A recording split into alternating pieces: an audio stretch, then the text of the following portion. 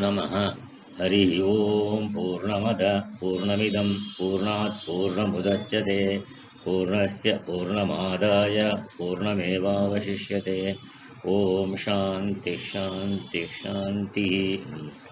आज 15 अप्रैल गुरुजी का प्रवचन में कल ये बता रहे थे कि ये जो पदार्थ हैं, पदार्थ माने पद का, पद माने नाम, अर्थ माने रूप, इसका पदार्थ। वो अर्थ माने विषय, विषय माने उसका कहीं कुछ ना कुछ रूप होता है, तो नाम और रूप को पदार्थ बोलते हैं। तो ये नाम रूप जो है सृष्टि में है, और सृष्टि में जो भी है स्वभाव से अपना कोई स्वरूप नहीं रखते, इसलिए पदार्थों का निर्वचन नहीं हो सकता, माने उसको डिफाइन नहीं कर सकते। पदार्थ का व्यवहार में डिफाइन कर सकते हैं, लेकिन डिफाइन माने हाई नहीं है, ये दोनों नहीं कह सकते। इसका नाम डिफाइन है। हाई कहते हैं तो थोड़ी देर में नाश हो जाता है, नहीं है कहे तो पहले दिख रहा था, इसलिए दोनों नहीं कह सकते, इसलिए निर्वचन नहीं हो सकता। सन्नाटी असन्नाटी कहा बोल रहे हैं।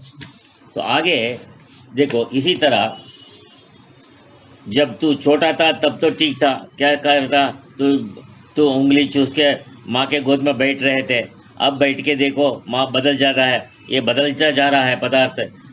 इसलिए बेटा पद का अर्थ है क्या? बेटा माने शरीर, शरीर के बिना क्या बेटा, किसको बेटा कहोगे? तो बेटा पद का अर्थ ही शरीर है, बेटी पद का अर्थ भी शरीर है। जब 80 वर्ष की माँ हो गई तो बेटा 60 वर्ष का हो गया। हमारे में ऐसा ही हो गया, मेरा माँ का 80 था, मेरा 60 हो गया। तो बुढ़िया चश्मा लगा कर देखती है, सिर हिलने लगा, किसका? उसका भी, बेटा का भी सिर हिल रहा है। क्या देख रही है? जिस बेटे को मैंने जन्म दिया था वही है क्या ये? शरीर से तो वो कहाँ का कहाँ पहुंच गया है, किंतु अंदर तो चेतन है ना, अहंकारी जो बैठा है अहम रूप से, उसको कहती है बेटा, और अपने को माँ कहती है। तो शरीर से दोनों बदल गए, काल भी बदल गया फिर, लेकिन जो अंदर अहम बैठा है ना, उसी को से संबंध है सब। तो ये लोक संबंध देखने मात्र का ही होता है। जन्म देने वाली माँ भी बैठी है, और जन्म लेने वाला बेटा भी बैठा है, तो माँ बन गई है, बेटा बन गया, बस। ये लोक जीवन का एक व्यवस्था है। आत्मा को पकड़े के बिना व्यवस्था नहीं चलेगा। तो जो आध्यात्मिक जीवन को तो बात छोड़ो, तो ये व्यवहारिक जीवन में भी आत्मा के बिना व्यवस्था नहीं चले, व्यवहार नहीं चलेगा, और व्यवस्था भी नहीं रहेगा। इसलिए अगर इस शरीर को बच्चा माना, तो इसने वास्तविक सत्य को ढक देना है। कौन? शरीर। सत्य भी दिखेगा नहीं, असत्य भी नहीं, तो अनृता अभिधाना, अनृत से उसका ढक गया है। एक जन्म तो क्या, करोड़ों जन्म भी लो तो भी सत्य दिखने वाला नहीं है। इसलिए कहा कि विवेकशील मिथ्या से, माने अनृत से ऊपर उठो। मिथ्या, अनृत का अर्थ है मिथ्या, मिथ्या से ऊपर उठे और इस सत्य की खोज करे। ये माया जिसकी बात चल रही है, ये सत्य भी नहीं, असत्य भी नहीं, उभयात्मा का भी नहीं। उभयात्मा का माने इंग्लिश में उसको कॉम्बिनेशन कहते हैं, कॉम्बिनेशन भी नहीं। तो इसको भिन्न कहें, सत्य को आत्मा कहें। सत्य तो आत्मा है, आत्मा माने ब्रह्म। ये माया ब्रह्म की शक्ति है। तो क्या ये शक्ति ब्रह्म से अलग है? अलग पदार्थ कहीं और भी रह सकता है। आचार्य कहते हैं ये शक्ति उससे भिन्न भी तो नहीं, और उसमें हमेशा भी नहीं रहेगा। शक्तिमान में ही रहता है, क्षीण भी होते रहती है। तो सोने से बना गहना अगर सोने से भिन्न है, तो उसको सोने से बाहर कहीं भिन्न रख सकते हैं? वो आकार को, आभूषण को रह नहीं सकते, लेकिन उसको गला सकते हैं, आकार को नाश करके दूसरा आकार बना सकते हैं। तो सोने से बना कंकड़ सोने से भिन्न नहीं। जब तक दिख रहे आकार में, तब तक सोने में ही है, और सोना नहीं है, इसलिए उसको, और सोना ही है, इसलिए उसको सोने से बाहर नहीं कह सकते। इसी तरह ये जो शक्ति है माया की, ये भी ब्रह्म से भिन्न नहीं है। माने ब्रह्म माने यहाँ अहम, वो मेरे से भिन्न नहीं है। शक्ति भिन्न नहीं तो क्या अभिन्न है? तो आचार्य कहते हैं अभिन्न भी नहीं। कोई चीज हो तो उसको भिन्न करो। तो शक्ति नाम का कोई चीज है क्या? शक्ति को तुम देख सकते हो? शक्ति तो माया की है। जब कोई चीज ही नहीं तो अभिन्न किसको कहोगे? वहाँ जहाँ दो चीज होते हैं तो कह सकते हो। अगर चीज कहो तो माया का एक वस्तु माने पदार्थ बन गई, तो एकमेव अद्वितीयं नेह नानास्ति किंचन मृत्यो से मृत्युमाप्नोति इह नानेव पश्यति। ये कठोपनिषद का मंत्र है। एकमेव अद्वितीयम जो है परमात्मा है, वो उसके अलावा ना इह नाना अस्ति, जो नाना देखता है हमेशा, नाना को माने इस परमात्मा को छोड़कर पर नाना देखता है, उसको उसका मृत्यु से मृत्यु मापनोति कहा। एकमेव अद्वितीयम, एक है और अद्वितीय है। तो नाना शब्द का अर्थ है भेद करने वाला वस्तु। इसका भेद किसी से नहीं, दूसरा वस्तु है ही नहीं। मंत्र कहता है जो इस नाना भाव को नहीं छोड़ेगा, माने ये अनेकत्व को, वैसे इसे नाना भाव को नहीं छोड़ेगा, वो बार बार जन्म लेगा और बार बार मृत्यु को प्राप्त होगा। इसमें क्या होता है, नाना भाव आने से तुम एक परमात्मा को नहीं देख पाओगे। एक परमात्मा को देखते जाओगे तो नानात्व तो चले जाएगा, क्योंकि नानात्व तो कहाँ है वो आगे कह रहे हैं।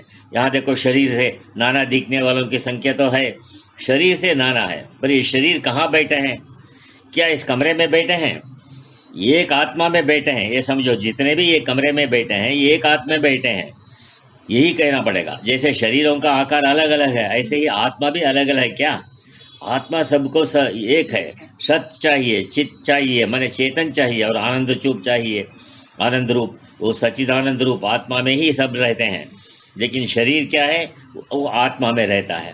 एक आत्मा के अंदर इतने शरीर बैठे हैं, नानात्व शरीर में है, आत्मा में नानात्व नहीं है। इसलिए आत्मा के दर्शन से तुमको नानात्व का बुद्धि चला जाएगा।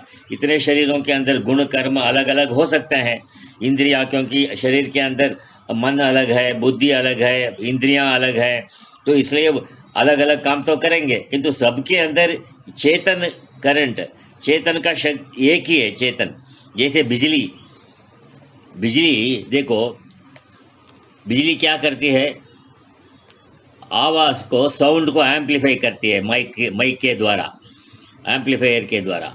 तो यंत्र काम करता है बिजली से। कहीं प्रकाश, कहीं लाइटिंग प्रकाश आ रहा है, लाइट से, इलेक्ट्रिसिटी का जब चलता है बल्ब में तो लाइट आता है। कहीं ठंडा करने यंत्र, तो रेफ्रिजरेटर में ठंडा करता है। किंतु सब यंत्र एक ही बिजली के करंट से, एक ही बिजली के पावर से चल रहे हैं। यहाँ नेपाल में तो ठंडी भगवान ने दे रखी है, किंतु वहाँ नीचे देखो दिल्ली में क्या पंखे, क्या कूलर चल रहे होंगे। तो एक ही जो चेतन है, पावर है, कितना काम कर रहा है।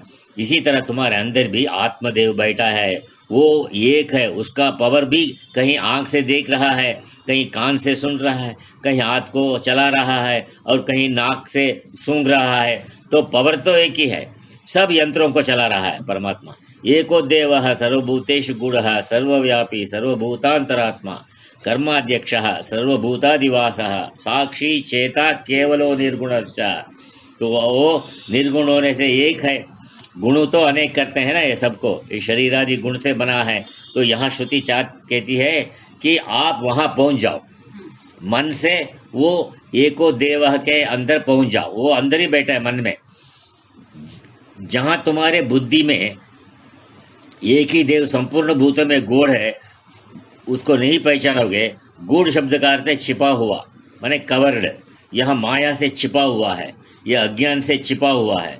कोई भी आएगा तुम्हारे शरीर से मिलकर चला जाएगा, आत्मा को कोई नहीं देखेगा।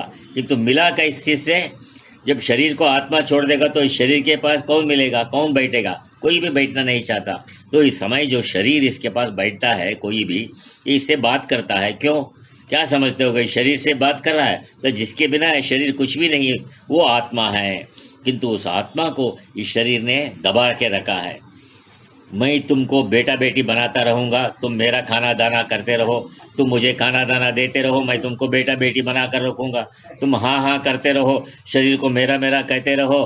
तो उस तोते की तरह गोपी कृष्ण बोलते जा रहे हैं। बाई ने तोता को सिखा रहा था, गंगाराम गंगाराम गोपी कृष्ण बोलो। तुम भी उसी की तरह शरीर रूपी पिंजरे में बंद है। वो भाग्यशाली मुमुक्षु है जो इस शरीर में ही उस तत्व को, उस सत्य को खोज कर देता है। इसलिए भिन्ना अपि अभिन्ना अपि उभयात्मिकानो, ये माया भिन्न भी नहीं, अभिन्न भी नहीं, उभय भी नहीं, माने कॉम्बिनेशन भी नहीं।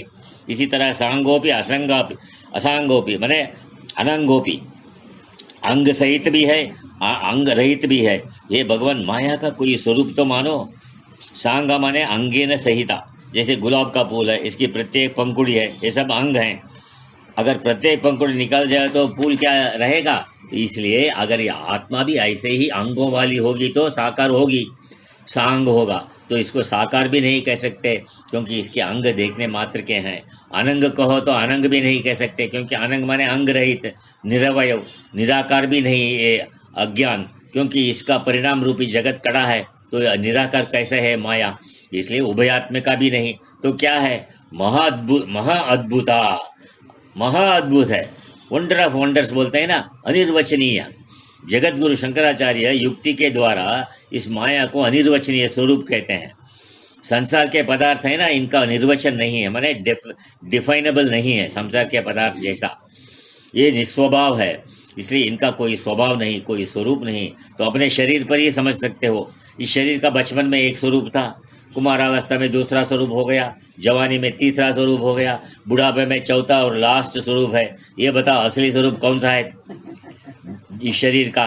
देखते देखते इसका बचपन चला गया, सब अवस्थाएं चली गई। जैसे कोई दोस्त कहे कि भाई साहब तुम यहाँ बैठो, मैं अभी आता हूँ, उसने बिठा दिया और आगे चला गया। ऐसे ही जवानी भी तुमको सफ़ेद चादर उड़ा दी और स्वयं चली गई। तो बुढ़ावस्था की चादर उड़ा दी तुमको, देखो पता चला कि जवानी तो फिसल गई। अब बताओ प्यार किससे करोगे? जो चला गया उससे करोगे या जो दिख रहा है इस समय उससे प्यार करोगे? ये सब देखने मात्र है। तुम बच्चे भी नहीं बने, कुमार भी नहीं बने और जवान भी नहीं बना, ये सब शरीर बनते रहा और ये सभी शरीर का आकार है। तो बादल की तरह आया, बरसा और चला गया। इसी तरह इसलिए कहा महाअद्भुता, ये महान अद्भुत है, आश्चर्य है, किसी स्वरूप में इसका कथन नहीं। और इसलिए आचार्य कहते हैं अनिर्वचनीय ही इसको कहो। ये तीन ही प्रकार है इस माया के माने जाते हैं। श्रुति दृष्टिया तो तुच्छा, श्रुति दृष्टि से इनसिग्निफिकेंट, तुच्छा माने इनसिग्निफिकेंट,